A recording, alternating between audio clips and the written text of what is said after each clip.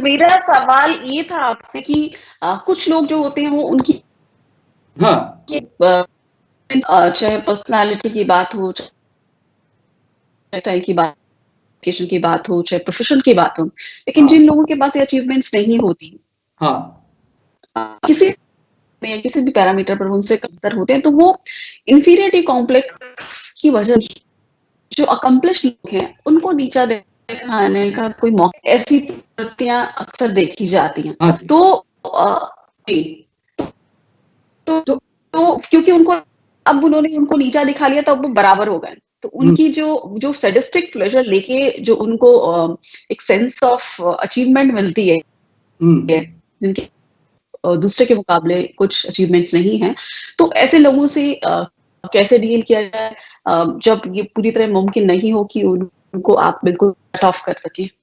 देखिए, मैंने एक ही बात मैं आपको बताता हूँ कि लाइफ में देखिए, हर आदमी की ज़िंदगी में इस तरह के लोग ज़रूर कहीं न कभी मिल ही जाते हैं। मेरे भी लाइफ में मिले हैं कि जिन्होंने एकदम जैसे बोलता है ना नीचे दिखाया है, कंडेम किया है, मान लो ऐसे मेरे को भी किया है।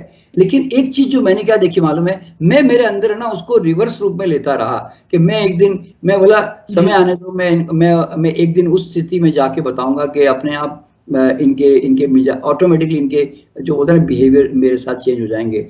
तो क्या होता तो देखिए क्या होता है ना, मैं always remember it is your life, you make उसको पॉलिश करके उसको जी रीडिजाइनिंग करके आप उसको है ना बनाते चले जाइए, क्योंकि और अपने आप पे फोकस कीजिए। दुनिया हजारों बातें करती रहेगी, अगर आप उनको लेकर अपने पेंटिंग करते रहोगे ना तो तुम्हारा चित्र कभी अच्छा नहीं बनेगा। जी बिल्कुल। अपना चित्र जीवन का स्वयं बनाओ और अपने आप पे फोकस करो। देखिए, मैं आज भी अपने आप को ना स्वार्थी बोलता हूँ। स्वार्थी का मतलब क्या मालूम है? स्व का अर्थी, जो सिर्फ अपना अर्थ सिद्ध साधना कर रहा हो।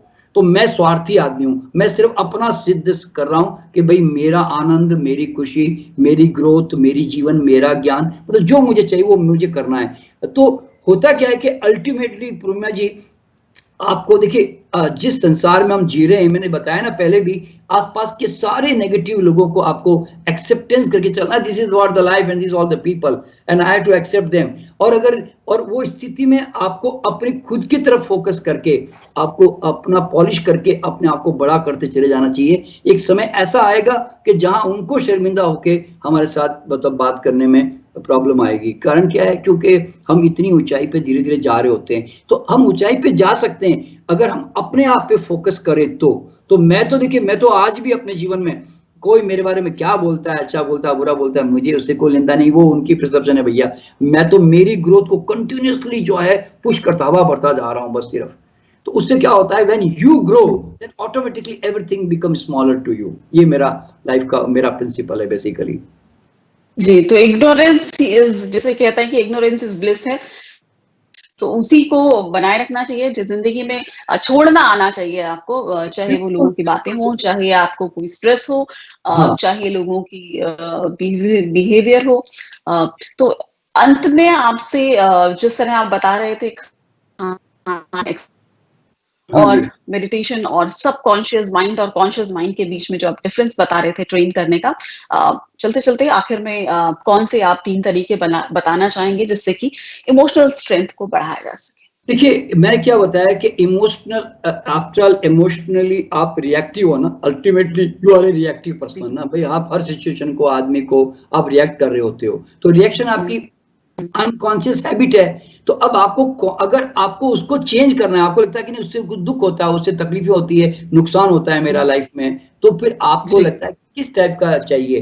तो then you design redesign your particular nature, और उसके बाद में उसको अफर्मेशन को पेपर में लिखो, exactly what you want, and then present tense में लिखो कि I have become such and such person and I remain calm and peaceful and happy in every situation and people love me and appreciate me. तो आपको, या मैं जब party में जाता हूँ तो लोग I have become a very magnetic personality, I am glooming, I am charming, I am very attractive. तो आपको जो चाहिए ना, क्या लिखना है आपको, आप अपने आप को लिखो और 21 दिन जो मैंने पहले बताया अफर्मेशन करके कल्पना में देखते हुए आप अपने अंदर प्रोग्रामिंग करो। तो हमारा सबकॉन्शियस जितना रीप्रोग्रामिंग होगा ना, तो एक नई हैबिट फिर से डेवलप होनी शुरू हो जाएगी and suddenly that habit will overcome you. तो वो पुरानी हैबिट चूंकि आप उसको फोकस नहीं कर रहे हो ना, तो धीरे धीरे क्या होगा, वो डिमिनिश होती चली जाएगी आपके ब्रेन से। ये उसका नियम है। अगर जैसे मैंने बताया कि राइट हैंड से खाना खा रहे हैं और मैंने लेफ्ट हैंड से खाना शुरू कर दिया 8 दिन, तो मेरा राइट हैंड अब कमजोर पड़ने लग जाएगा ऑटोमेटिकली।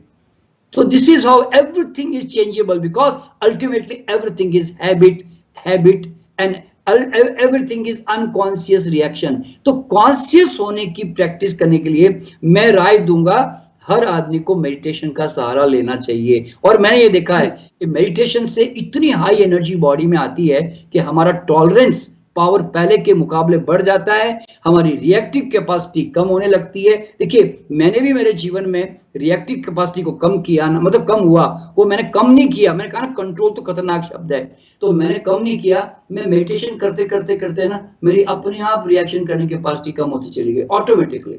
तो मैं लोगों को ये कहना चाहूंगा कि मेडिटेशन करो तो आपके अंदर ऑटोमेटिकली टॉलरेंस आएगा, एक समता भाव आएगा, एक ठहराव आएगा, स्थिरता आएगी जो पहले नहीं थी मेरे अंदर भी, बता रहा हूँ। तो ऐसे करके, और फिर एक्सरसाइज एक साधन है, न्यूट्रिशन के बारे में मैंने बताया, ये सब फैक्टर देखिए बहुत सारे फैक्टर काम कर रहे होते हैं, ठीक है ना। तो इस तरह से लोग जो है अपने इमोशनल स्ट्रेंथ को काफी अच्छे ढंग से डेवलप कर सकते हैं, ठीक है।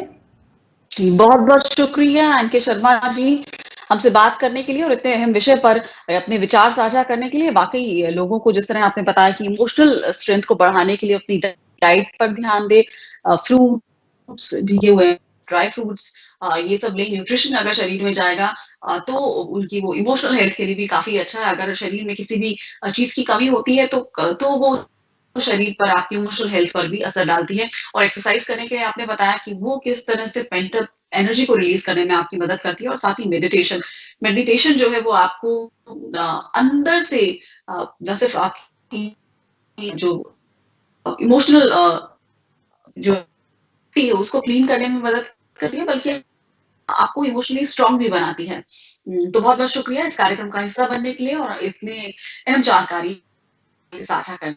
बहुत बहुत धन्यवाद सब दर्शकों को, और आपको भी पूर्णिमा जी बहुत धन्यवाद।